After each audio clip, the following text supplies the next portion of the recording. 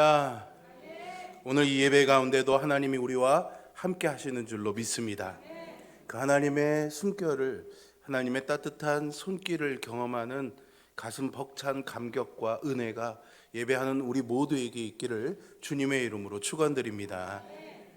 미국의 작가인 해밍웨이라는 분이 있습니다. 들어보셨습니까, 여러분? 박시 씨는 들어봐도 해 씨는 못 들어보셨죠? 이분의 아주 유명한 작품이 있습니다. 혹시 뭔지 아시는 분?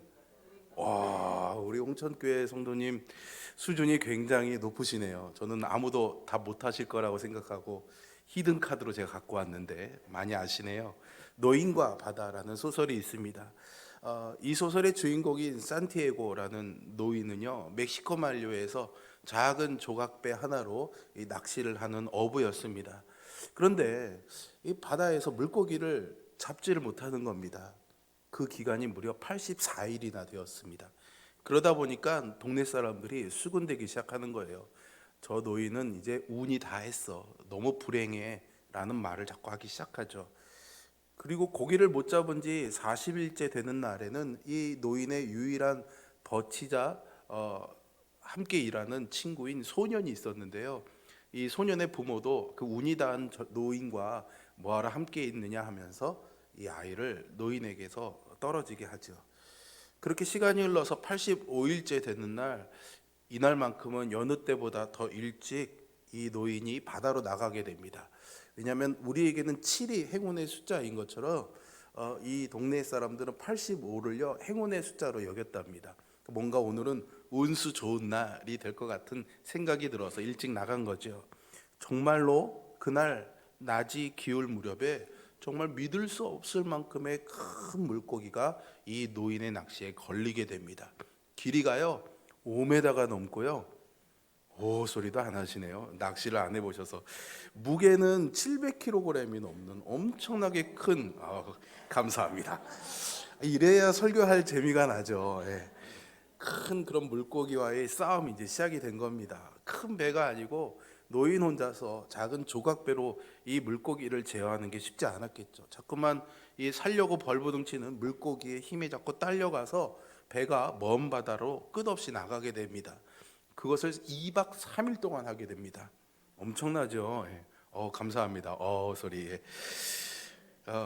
이 큰 물고기와 싸우면서 쓰러지고 일어나기를 반복하다가 마침내 이 물고기를 잡게 됩니다. 노인은 박수 감사합니다. 이 배에 이제 물고기를 실어야 되는데요, 조각배다 보니까 큰 물고기를 실을 수가 없습니다. 그래서 어떻게 하면 좋을까요? 배 옆에다가 이 물고기를 단단히 붙들어 매고 이제 항구로 돌아가게 됩니다. 그런데 이 낚시에 걸려서 이 물고기에 상처가 나고 피가 나기 시작하니까 상어들이 피 냄새를 맡고 몰려들기 시작한 겁니다. 그래서 이 물고기의 살을 막 뜯어먹기 시작하는 거예요. 노인은 물고기를 지키기 위해서 몽둥이도 칼도 막 던지지만은 이것도 다 부러져 버리고 몸도 마음도 지칠 대로 지쳐가지고 상어를 쫓아내긴 하지만 결국에는 이 큰 물고기가 뼈만 남게 됩니다. 배는 항구로 다시 돌아오게 되고 사람들은 그 고기의 엄청난 크기에 놀랍니다. 하지만 팔 수는 없겠죠. 왜 그럴까요? 뼈만 남았거든요. 피곤해 지친 노인은 자신의 오막살이에서 늘어지게 잠을 자게 되는데 그 꿈에서요 사자의 꿈을 꾸게 됩니다. 사실 이 사자의 꿈은 이 노인이 계속 이 소설 중간중간에 계속해서 꾸는 꿈이기도 합니다. 이 주인공은 어려운 일을 많이 만났죠. 하지만 그 어려운 일에 항상 지지 않고 자신을 불행하다 여기지 아니하고 저항하고 싸워 나갑니다. 그리고 그 노력이 잘 될 때도 있지만 수포로 돌아갈 때가 더 많았죠. 그지만 그는 늘 그러한 상황에서 잠을 자며 휴식하며 사자의 꿈을 꿉니다. 사자는요 힘의 상징이기도 하죠. 사자의 꿈은요 그가 용기를 잃지 않았다라는 것을 상징적으로 보여주는 장치였습니다. 결국 이 해밍웨이의 노인과 바다는요 인간의 삶이 비극과 환멸의 연속이라는 것을 보여줍니다. 하지만 그 가운데서 우리는 희망을 버릴 수 없다라는 것을 말해주죠. 그래서 인간이 어떠한 역경 가운데서도 희망을 가져야 된다라는 메시지를 담고 있습니다. 그런 것 같습니다. 우리는요 희망이 있어야지 살아야 됩니다. 하지만 모든 사람들이 다 희망을 갖는 건 아니죠. 가지려고 노력을 해도 절망적인 상황에서 그 희망이 너무나 사그라들 때도 많습니다. 그래서 때로는요, 희망을 갖기 위한 희망을 담고 살아갈 때도 있습니다. 여러분들에게는요, 어떤 희망이 있으십니까? 오늘 하루에 여러분들의 희망은 무엇입니까? 저의 희망이라면은 오늘 예배당에 와서 예배하는 여러분들이 한 주간을 또 예수님을 믿으며 따르는 그 믿음의 힘을 얻고 용기를 내어 예배 은혜를 가지고 삶으로 돌아가는 희망을 저는 가지고 주일 아침을 맞습니다. 그런데 말이죠, 세상 사람들이 가지고 있는 희망이라는 것들이 대부분 어떤 것들입니까? 다 유한한 것들이지 않습니까? 그리고 하루아침에 신기루처럼 아침 안개처럼 다 사라져버릴 것들을 희망으로 삼고 살아갑니다. 속을 줄 알면서도 또 속는 줄을 알고 있으면서도요, 어쩔 수 없이 가져보는 그런 희망 속에서 살아가고 있는 것은 아닐까요? 여기에서 우리 그리스도인들이 질문해야 될 것은 그리스도인들에게 있어서 소설 속의 노인이 꾼 사자의 꿈이 과연 어떤 것인가 하는 것입니다. 그리스도인들에게 있어서 무엇이 그리스도인의 존재를 가리켜주고 지켜주고 있는가 하는 것이죠. 그러니까 나는 그리스도인으로서 어떤 희망을 가지고 살아가느냐 하는 것입니다. 재미있는 것은요, 오늘 이 노인과 바다에서 노인이 꿈꾸는 사자의 꿈이 희망과 용기를 말하는 건데요, 영국에 있는 유명한 기독교 수필가 중에 C.S. 루이스라는 분이 있습니다. 이분이 원래 수필가이고 논설가인데 소설을 하나 딱 썼습니다. 그것도 판타지 소설을 썼는데요, 그게 나니아 연대기라는 소설입니다. 조금 이렇게 판타지 소설이라 이렇게 상징하는 것들이 많은데 여기에 사자가 등장합니다. 그런데 그 사자가 상징하는 것이 바로 그리스도입니다. 물론 두 분이 서로 약속을 하고 작전을 짜고 사자를 등장시킨 건 아니겠지만, 저는 이 두 소설을 연결하면서 이 해밍웨이가 노인과 바다에서 꾸었던 노인의 사자 꿈, 그리고 나니아 연대기에서의 사자인 그리스도가 연결되면서 우리가 꿈꾸어야 되는 것은 바로 그리스도이신 예수 그리스도께로부터 오는 용기와 희망이 되어야 되지 않을까라는 그런 생각을 해보게 됩니다. 그리고 우리는요, 지금 그것을 마음에 새기고 묵상하는 시간을 보내고 있습니다. 부활절 이후로부터 성령 강림절까지가 7주간의 시간이거든요. 그래서 이 기간은 교회력으로는 부활절 이후의 몇 번째 주라면서 계속해서 부활하신 주님, 그 부활하신 주님이 우리와 함께 다시 살고 계신다라는 것을 묵상하고 그것이 나에게 어떤 의미인가를 되새겨보는 그런 시간을 가지는 거죠. 왜냐하면 기독교 신앙의 핵심과 능력이 바로 부활하신 주님과 다시 사는 것, 그것이기 때문입니다. 오늘 본문은요, 예수님의 제자들이 이 부활하신 주님을 곧장 알아보지 못했다라는 사실을 전해주고 있습니다. 저는 이 대목에서 항상 궁금증이 들었습니다. 왜 부활하신 주님을 못 알아보는 걸까?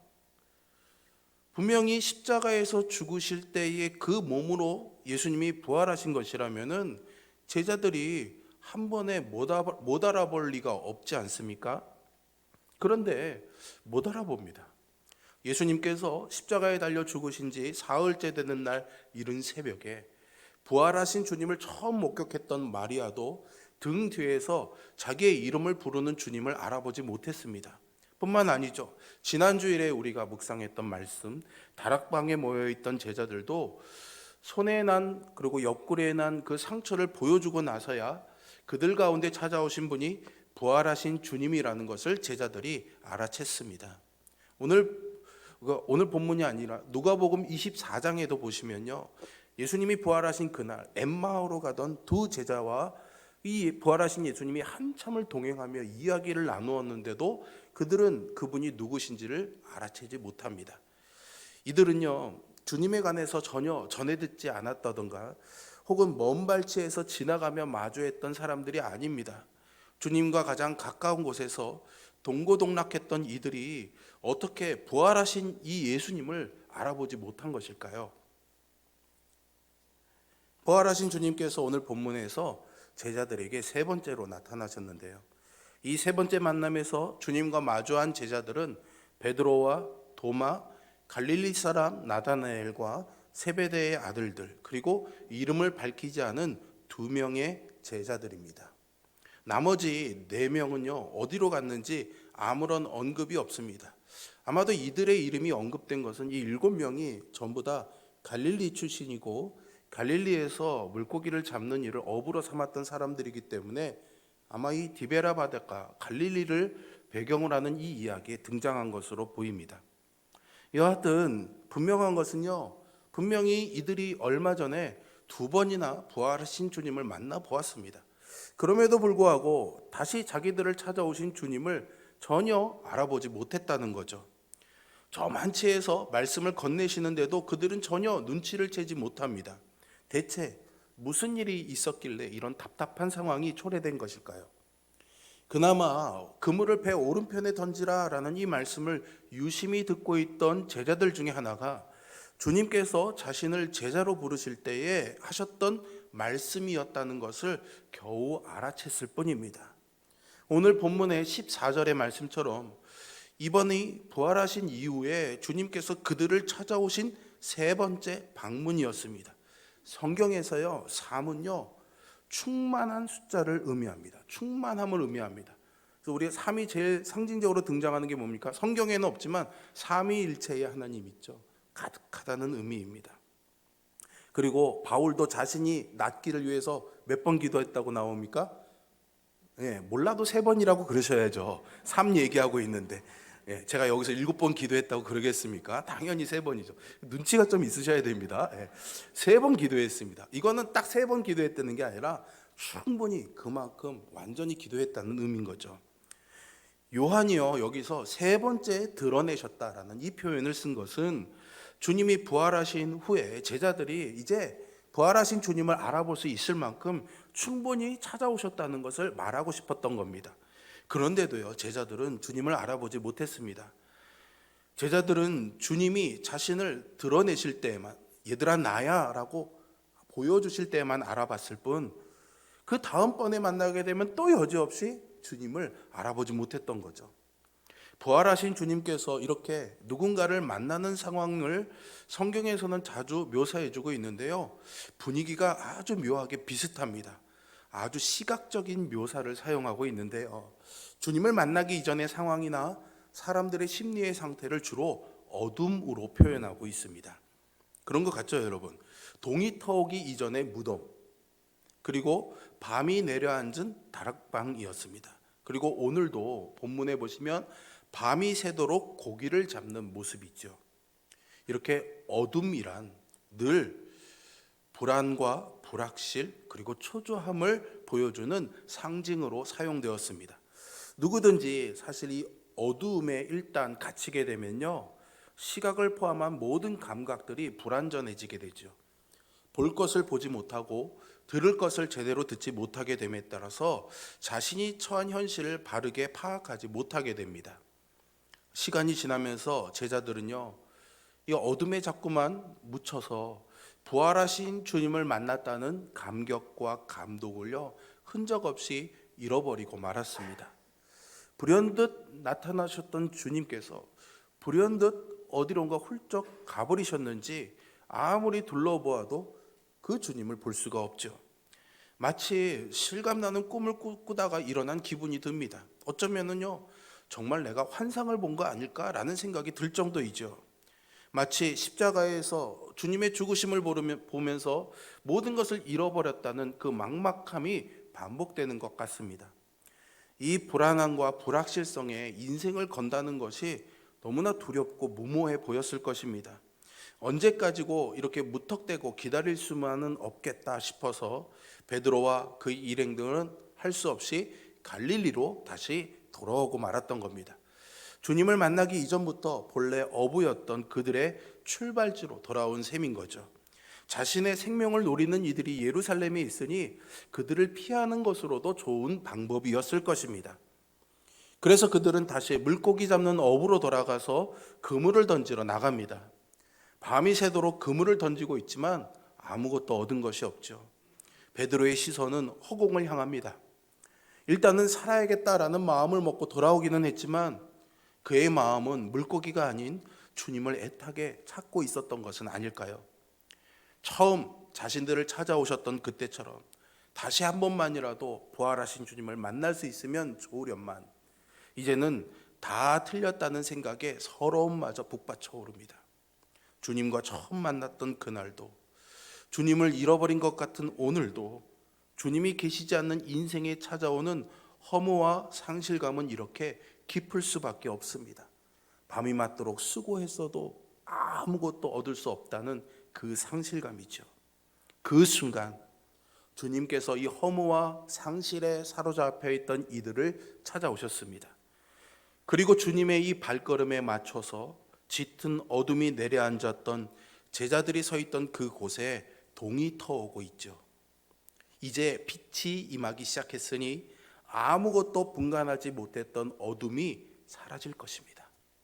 어둠이 거쳐서 자신들의 앞에 계신 그 주님을 눈으로 보게 되었지만요, 아직까지 그들의 눈은 보지 못하는 눈이었습니다. 말 그대로 눈뜬 장님과 다를 바가 없었던 거죠. 제자들이 안타까웠던 주님께서 얘들아 무엇을 좀 잡았느냐? 라고 물으시는데도 그들은 여전히 주님을 알아보지 못합니다. 본다는 것과 알아본다는 것의 이 문제는 전혀 다른 차원의 문제이기 때문이죠. 요한은요, 주님과 제자들이 이 만나는 세 번째 만남의 장면을 오늘 본문의 1절에서 이렇게 시작합니다. 그 후에 예수께서 디베랴 호수에서 또 제자들에게 자기를 나타내셨으니 나타내신 일은 이러하니라 라고 말이죠. 여기서 요한은요, 예수님께서 자기를 나타내셨다라는 말을 사용하고 있습니다. 즉 이 만남의 주체는 제자들이 알아본 것이 아니라 주님이 자신을 드러내시는 그 주인공은 주님이시라는 것을 분명히 하고 있는 겁니다. 그러니까 부활이라는 것은 전적으로 주님께서 자신을 드러내 보여주시는 자기 계시와 자기 드러냄의 사건이라는 것을 말해주려는 것이죠. 주님께서 부활하신 자신의 정체를 드러내지 않는 한 눈을 뜨고 있어도 볼 수가 없는 것입니다. 여러분, 신앙생활 한다는 것이 그렇지 않습니까? 믿음은 보지 못하는 것들의 증거라고 말하잖아요. 즉, 볼 수 없고 믿을 수 없던 그 주님을 또 다른 눈으로 발견하고 보며 내 삶에 함께 계시는 분으로 의지하며 살아가는 것이 신앙입니다. 믿음으로 바라보는 것이죠. 복음이 말하는 진리가 있는데요, 진리를 가리킨다는 헬라어 단어가요, 알레테이아라는 단어입니다. 적으실 필요는 없습니다. 헬라어를 굳이 아시지 않아도 되거든요. 근데 이 알레테이아라는 말에는요, 본래 어원적인 뜻은 뭐냐면 가려지지 않은 것, 망각되지 않은 것이라는 뜻을 가지고 있습니다.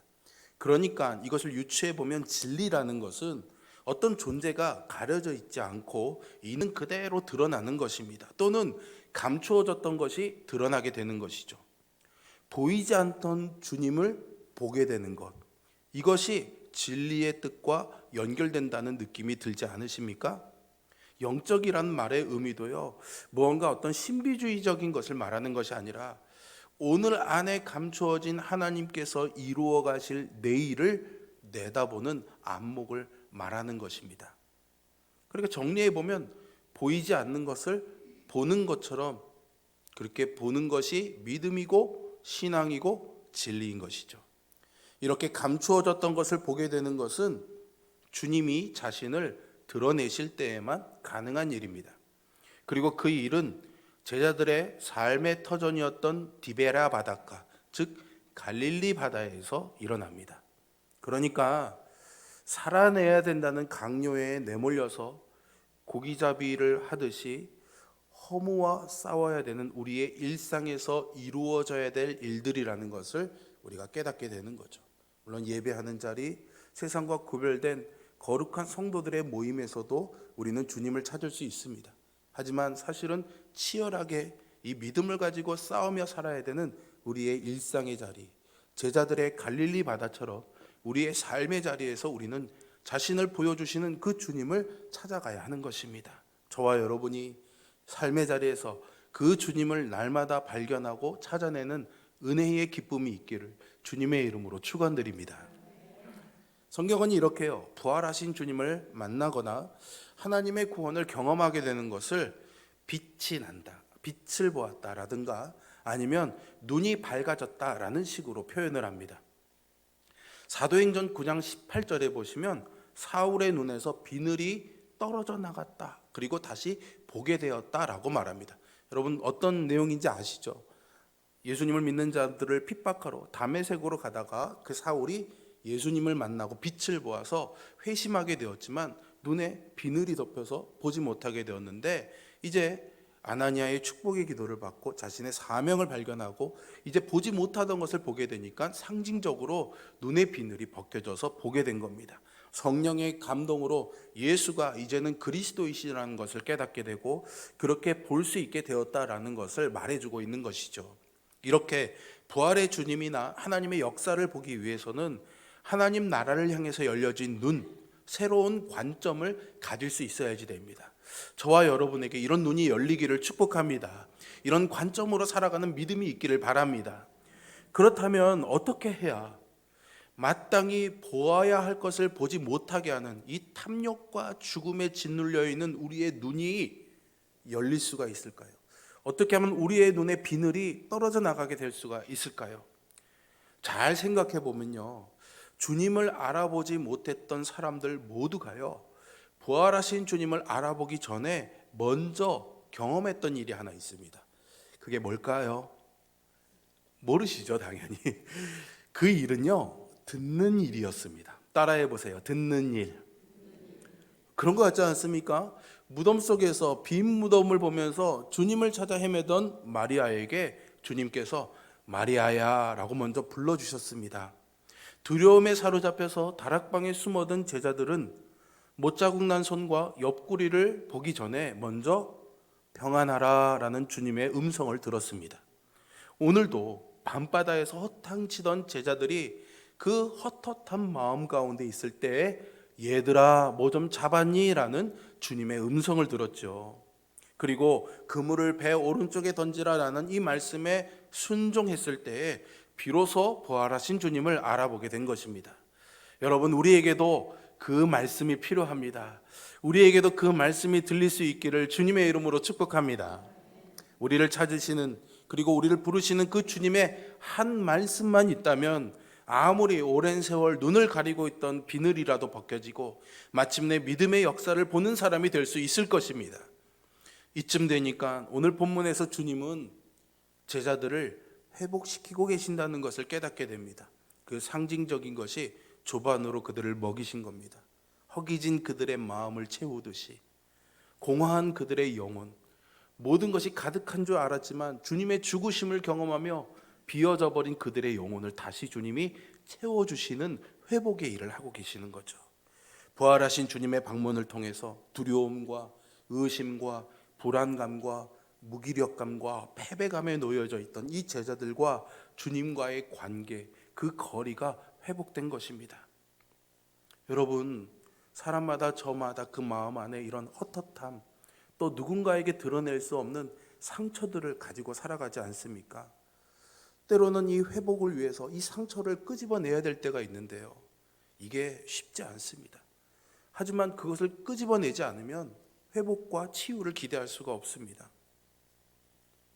그렇게 노력하고 싶지만 사실 내 힘으로만 꺼낼 수는 없는 거죠. 누군가가 꺼내 주어야만 하는데 그럴 때마다 고통스러워서 오히려 더 마음을 닫고 움츠러들 수밖에 없습니다. 그래서 그런 연약한 우리들에게 기다려주고 보듬어주고 따뜻하게 감싸줄 수 있는 사랑이 필요한 겁니다. 그 사랑으로만 상처는 꺼내어질 수가 있는 것이죠. 주님은 주님과의 이 믿음의 관계에서 깨어져 버린 이 제자들의 상처를 회복해 주시기 위해서 그들을 부르셨습니다. 뭐라고 부르셨나요? 얘들아 부르셨습니다. 여러분 같이 해볼까요? 얘들아 하고요. 네. 근데 이 얘들아라는 말이요, 의미심장합니다. 이 얘들아라는 이 요한복음의 원래 헬라어의 단어는 파이디아라는 단어입니다. 파이디아. 이 단어의 기본형은 파이디온입니다. 교회학교 교사를 오래 하신 분들은 파이디온이 뭔지 아실 겁니다. 어린이 선교단체 이름이거든요. 그렇습니다. 파이디온의 뜻은요, 아이, 어린이라는 뜻입니다. 아직 주님이 보시기에 그들은 얘들아, 이 아이야 라고 부를 수밖에 없을 만큼 뭔가 주님이 주시는 이 사명을 하나님 나라의 운동을 하기에는 너무나 어린아이 같은 미숙할 뿐이죠. 그들은 겨우 주님이 눈에 보여야, 아니면 손에 잡히는 확실한 무언가가 있어야만, 그래야만 겨우 한 걸음 나아갈 수밖에 없었기 때문입니다. 그러니 하나님의 일을 맡기고 감당하게 하기에는 그들은 여전히 불안하고 연약합니다. 아이 같은 것이죠. 현실 세계에서요, 이렇게 미숙하고 어린 사람들은요, 대부분 쓸모없다고 여겨지고 무시되기 일쑤이죠. 하지만 주님이 불러주셨으니 이들에게도 아직 희망이 있습니다. 주님이 우리를 그렇게 불러주신다면 연약한 우리에게도 희망이 있습니다. 회복된 주님과의 관계 안에서 이들은요, 주님이 맡겨주신 그 양들을 먹이는 신실한 주님의 제자로 성장해 나갈 것입니다. 뿐만 아니죠, 3번이나 베드로에게 내가 나를 사랑하느냐라고 물으셨던 것도요, 3번이나 주님을 배신했다는 부끄러움과 상처로 서러웠던 이 베드로를 주님이 여전히 포기하거나 버리지 않으시고 사랑하신다는 것을 알려주시기 위함이었고요, 주님을 위해 목숨이라도 바치겠다는 신실함의 자리로 회복시켜 주시기 위함이었습니다. 주님의 사랑이 이들 모두를 있어야 할 자리로 돌아갈 수 있도록 회복시켜 주었던 것이죠. 그런 것처럼 주님을 만나면요, 모든 이들이 이렇게 본래의 자리를 찾아가게 됩니다. 보지 못했던 사람이 보게 되고요, 듣지 못했던 사람이 듣게 되는 것이죠. 그러니 하나님 나라의 일꾼으로 불러내셨던 그 소명을 잃어버린 채 세상의 시름과 염려, 불안과 두려움에 떠밀려서 속절없이 비틀어거리는 그런 우리도 부활하신 당신을 드러내시고 찾아와 주시는 주님의 사랑이 필요합니다. 그리고 그런 우리에게 주님은 값없이 당신의 사랑을 보여주시고 베풀어 주시죠. 오늘 본문은요, 결국 주님께서 마련하신 생선과 떡의 이 조반을 함께 나누는 장면에서 끝을 맺습니다. 와서 아침을 먹으라, 예수님이 제자들에게 말씀하시죠. 제자들은 이제 그분이 주님이신 줄 알았기 때문에 12절에 보시면 누구십니까? 라고 묻는 사람이 없었습니다. 그들은 이제 알게 된 겁니다. 묻는 사람이 없다는 말은 모든 의문들이 해소되었다라는 것을 말해줍니다. 제자들은 이제 예수님이 누구신지, 자기들의 정체성이 무엇인지, 그리고 무엇을 위해 살아야 되는지, 어떻게 살아야 되는지, 앞으로의 삶이 어떻게 될지 모든 것이 분명해졌습니다.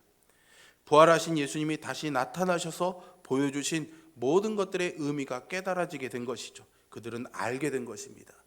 오늘 이 12절에 그들이 알게 되었다라고 사용된 동사의 의미도요, 시선을 고정시켜서 주의 깊게 본다라는 의미를 가지고 있습니다. 헬라어로 에이도라는 단어를 쓰고 있는데요, 제자들이 부활하신 예수님께 자신들의 시선을 고정시킬 때 예수님을 통해서 모든 의문이 해소된 것이죠. 우리의 삶의 문제, 우리를 고통스럽게 하는 그런 존재와 일들이 있습니다. 그것만 보고 있으면 우리는 여기서 해방될 수가 없습니다. 그러나 그 시선을 주님께로 돌려보게 될 때 보지 못했던 것을 보게 되고, 알 수 없던 것을 알게 되고, 듣지 못한 것들 듣게 될 줄로 믿습니다. 그때 우리가 진정한 자유와 평안과 기쁨을 누리게 되는 것이죠. 그러니까 주님께서 제자들과 함께한 이 아침의 식탁은 놀라운 은총의 자리입니다.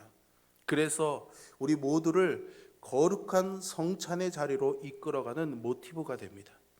주님께서 마련해 주시는 이 식탁은 우리의 음료와 양식이 되어주시는 주님 자신을 만나주는 거룩한 장소입니다. 어둠에 시달리던 제자들이 주님이 마련해 주신 이 조반을 먹고 나서 희망찬 새 아침을 맞이했잖아요. 그런 것처럼 부활하신 주님의 살과 피를 먹고 마시는 거룩한 식탁을 통해서 어수룩했던 그들이 십자가와 부활을 증언하며 사람을 낚는 어부로 성장해 갔습니다. 그러니 지금은 아무 것에 쓸모없어 보여도, 그런 우리라도 주님께서 마련해 주시는 이 식탁에서 생명의 떡으로 주님을 먹고 마시며 우리도 그렇게 성장해 나갈 것을 소망해 봅니다. 주님의 말씀의 떡을 먹는 것이죠. 주님으로 충만해지고 나서야 비로소 우리는 우리 모두에게 나를 따르라라는 주님의 사명을 받을 수가 있습니다. 나를 따르라던 처음 주님과 만났던 그날의 부르심은 주님의 죽으심과 불안과 막연함과 두려움에 사로잡혀서 실패로 끝나는 것 같았지만, 이제 부활하신 주님께서 두 번째로 맡겨주신 나를 따르라는 이 말씀은 반드시 이루어질 것입니다. 부활하신 주님은 하나님 나라를 살아가려는 이들을 찾아와서 세상 끝날까지 그들과 함께 하시며 격려하고 위로하고 회복해 하시는 분이시기 때문입니다. 주님께서 날마다 자신을 생명의 떡으로 내어주셔서 사람을 낚는 주님의 증인으로 우리를 성장시켜 주시기를 간절히 소망해 봅니다. 그러므로 사랑하는 성도 여러분, 주님의 말씀을 양식으로 삼아 살아가시기를 바랍니다. 아침에 눈 뜰 때마다 여러분들을 이 은혜의 자리로 불러주시는 주님의 말씀의 식탁이 여러분들의 삶에 있기를 주님의 이름으로 축원드립니다. 그러니 눈을 뜰 때마다 말씀을 내 앞에 두시고 기도하는 무릎이 되기를 부탁드립니다. 두려움이 몰려올 때는 두려워하지 말라던 주님의 말씀을 곱씹어 보시기 바랍니다. 외롭거나 낙심될 때는 내가 너를 고아와 같이 홀로 내버려 두지 않겠다던 그 주님의 말씀을 기억하십시오. 불확실하고 무의미한 삶의 무게가 힘겨울 때면 내 양을 치고 먹이라, 내가 너에게 힘을 줄 것이다 라는 이 말을 씹고 삼켜내셔야 합니다. 그것이 부활하신 주님과 동행하는 삶입니다. 부활하신 주님의 생명을 누리는 삶입니다. 지금 비록 아무것도 변한 것 같지 않아도 주님과 함께하는 이 말씀의 식탁에서 우리는 조금씩 주님을 닮아갈 것이고 주님과 하나가 될 것입니다. 그곳에서 우리 모두가 부활하신 주님을 경험하며 만나보게 되기를 주님의 이름으로 축원드립니다. 기도하겠습니다.